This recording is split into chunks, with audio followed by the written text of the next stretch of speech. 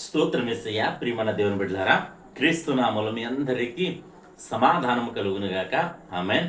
ప్రతి దినము దేవుని వాగ్దానం అనే ఆత్మీయ చక్కటి కార్యక్రమంలో మిమ్మల్ని ప్రేమపూర్వకంగా ఆహ్వానిస్తున్న దేవుని బిడ్డలారా, ఎలా ఉన్నారు? బాగున్నారా? ఉదయాన్నే లేచారా? ప్రార్థన చేసుకున్నారా? వాక్యాన్ని కాసేపైనా మీరు చదువుకున్నారా? లెంటి డేస్ జరుగుతూ ఉన్నాయి. చివరి దినాల్లో మనం ఉన్నాం. రేపు ఆదివారం, మట్లాదివారం గనుక ప్రతి ఒక్కరూ దేవుని సన్నిధికి మీరు వెళ్ళాలని, సిద్ధపడాలని, మట్టలను అలంకరించుకుని దేవుని సన్నిధికి వెళ్ళాలని మరి ఈ దినమే మీకు గుర్తు చేస్తున్నాను. గనుక ప్రియమైన దేవుని బిడ్డలారా, మరి ఈ దినం ఉదయాన్నే లేచి మీరు ప్రార్థన చేసుకున్నారా? వాక్యాన్ని చదువుకున్నారా? దేవుడు మిమ్మలను బలపరిచారా అని నేను మిమ్మల్ని అడుగుతున్నాను. కనుక ప్రతి ఒక్కరూ ఉదయాన్నే లేవండి, ప్రార్థన చేసుకోండి. దినములు చెడ్డ దినములుగా ఉన్నాయి కనుక ప్రతి ఒక్కరూ దేవునికి దగ్గరగా జీవించడానికి ప్రయత్నం చేయాలి అని మీకు తెలియచేస్తూ, ప్రతి దినము దేవుని వాగ్దానం అనే ఆత్మీయ చక్కటి కార్యక్రమంలో వాగ్దానాన్ని చదువుకుందని చదువుతున్నాను. అపోస్తల కార్యాలు 17వ అధ్యాయము 25వ వచనం. ఆయన అందరికీ జీవమును, ఊపిరిని, సమస్తమును దయచేయబడు గనుక తనకు ఏదైనా కొదువు ఉన్నట్లు మనుషుల చేతులతో ఆయన సేవింపబడవాడు కా. దేవునికి స్తోత్రం. హల్లెలూయా.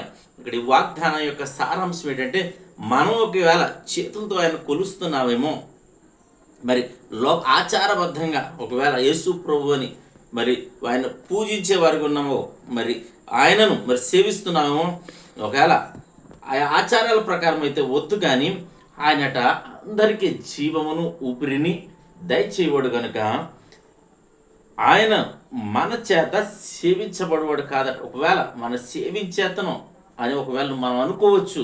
నేను కాబట్టి ఆయన స్తుతిస్తున్నాను, ఆరాధిస్తున్నాను, ప్రార్థిస్తున్నాను ఒకవేళ అనుకోవచ్చు. ఆయన సేవిస్తున్నాను అనుకోవచ్చు. నేను ప్రార్థన ఆయనకు అవసరం లేదు. అయితే ఆయన అందరికీ సమస్తమును, ఊపిరిని, జీవాన్ని దయచేవాడు కనుక మనం ఏం చేయాలంటే ఆయనకు కృతజ్ఞత కలిగి ఆయనకు దగ్గరగా జీవించి ఆయన స్తుతించే వారిగా ఉండాలి. ఆయన చేసిన త్యాగాన్ని, ఆయన చూపిన ప్రేమను, ఆయన మరి చేసిన బలియాగాన్ని మనం జ్ఞాపకం చేసుకుంటూ, ప్రభువా నువ్వు నా కోసమే నీ ప్రాణాన్ని త్యాగం చేసావని ఒకవేళ మనం స్తుతించగలిగితే, ప్రార్థించగలిగితే, మన పాపంలో ఆయన దగ్గర ఒప్పుకొని విడిచిపెడితే మరి దేవుడు సంతోషిస్తాడు. ఆయన మనకు తోడై ఉంటాడు. గనుక ప్రతి ఒక్కరూ ఆయనను ఆయన సన్నిధిలో బ్రతిమలాడి ఆయనను కనుగొనే భాగ్యాన్ని ప్రతి ఒక్కరికి దేవుడు దయచేయాలని దేవుడి మాటలు దీవించునుగాక. ఆమెను ప్రార్థన చేసుకుందాం. స్తోత్రము తండ్రి, వందనాలు యేసయ్యా. ప్రతి దినము దేవుని వాగ్దానం ఆత్మీయ చక్కటి కార్యక్రమంలో మీరు ఇస్తున్న వాగ్దానము నా తండ్రి గొప్ప వాగ్దానం. ఆయన అందరికీ జీవమును, ఊపిరిని దయచేవాడు. ఆయనకి నీకు ఏమీ కొదువు లేదు ప్రభువా. ఒకవేళ మేము స్తుతిస్తున్నామంటే కోటాను కోటలు దేవదూతలు నిన్ను స్తుతిస్తున్నారు ప్రభా. మా స్తుతులపైన మీరు ఆధారపడలేదు, కానీ మా యొక్క స్తుతులు నీ సింహాసనం అంటున్నావు తండ్రి. ప్రతి ఒక్కరూ నిన్ను స్తుతించి నీకు దగ్గరగా జీవించి నిన్ను సేవించే కృపను అనుగ్రహించమని, అందరికీ క్షేమాన్ని, సమాధానాన్ని దయచేయమని ప్రార్థిస్తున్నాను.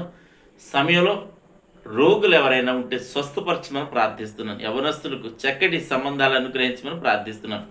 ఉద్యోగాలు లేని బిడ్డలకు ఉద్యోగాలు దయచేయమని ప్రార్థిస్తున్నాను. వ్యాపారాలు, వ్యవసాయాలు, పాడి పంటలు నాయనా సమస్తములో మీరు తోడై ఉండమని, ప్రతి ఒక్కరిని మీరు దీవించమని ప్రార్థిస్తున్నాను. అలాగే యవనస్తులకు చక్కటి సంబంధాలు అనుగ్రహించి వివాహాలు జరిపించమని ప్రార్థిస్తున్నాను.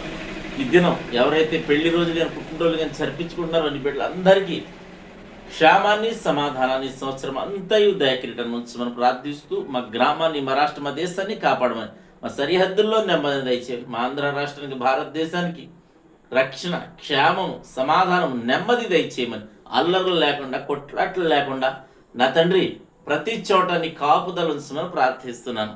అలాగే ఇతర దేశాలని కూడా కాపాడి యుద్ధాలు ఎక్కడా జరగకుండా నీ కాపుదల ఉంచమని నాన్న, ప్రతి విషయాన్ని మీరు శాంతింప చేయమని ప్రార్థిస్తూ, నాయకులను, అధికారులను మీరు జ్ఞాపకం చేసుకోమని ప్రార్థిస్తూ, ఈ దినం బిడ్డలు చేయి ప్రయాణాల, ప్రయత్నాలు, రాకపోకల్లో సమస్తములో మీరే తోడండి, మహిమ పొందమని నజరేయుడైన యేసుక్రీస్తు వారి పుణ్యనామమున బట్టి ప్రార్థన బ్రతిమాలి వేడుకొనుచున్నాం పరమ తండ్రి. ఆమేన్. నేను నమ్ముతున్నాను ప్రియమంది బిడ్డరా, ప్రభు మన అందరితో మాట్లాడి మన అందరినీ బలపరచారని నమ్ముతున్నాం. ప్రతి ఒక్కరూ దేవుని చిత్తమైతే వీడియోని లైక్ చేయండి, షేర్ చేయండి, ఛానల్ సబ్స్క్రైబ్ చేసుకోండి. దేవుని నీ కుటుంబాన్ని దీవించును గాక. ఆమేన్.